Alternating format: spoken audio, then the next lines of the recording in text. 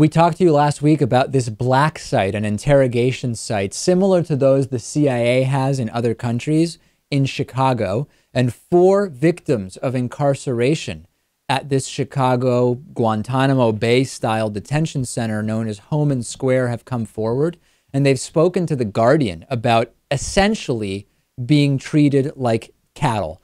4 black men, Brock Terry, Corey Wright, DeAndre Hutcherson, and David Smith.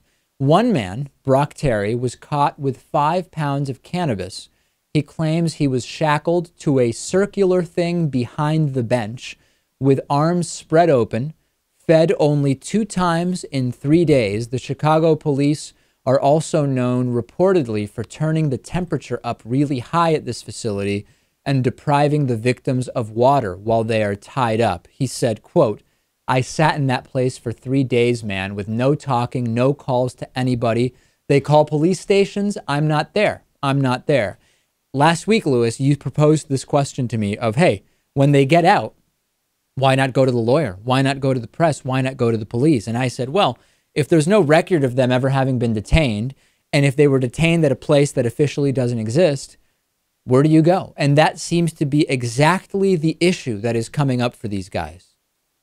Yeah, but now that this story has blown up and gone viral, we have people coming out of the woodwork, and who knows how many more we will hear from, and perhaps we might see some type of large class action lawsuit here. Maybe we will. The Chicago police did not respond to questions about this. Mayor Rahm Emanuel, a former Obama administration official, is currently in the middle of a big runoff for re-election. He said it was just not true, and that the police maintain a facility that is not at all like anything relating to a CIA black site, et cetera, et cetera. There's now actually a movement to shut down Homan Square going on. And, you know, it's such a disturbing story.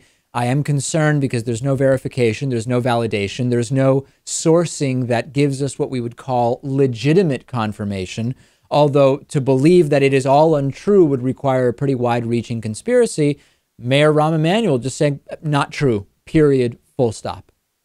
So I guess he's going to have to stick with that now. And perhaps if there are some more revelations, he'll have to say, oh, I had no idea. That's what it is. He's going to have to say, I was not aware of this. And that actually may be true, because sometimes certain officials are deliberately not told about something so that they can say they have not heard of it and be telling the truth. I don't have a hard time believing that this was actually what's happening here at all. And I hope more people who were detained there start coming out. This needs to be way bigger than it is right now. We're going to continue following it. We will see if the outrage continues. Follow us on Twitter, twitter.com/David Pakman Show. Back after this with former health insurance executive Wendell Potter.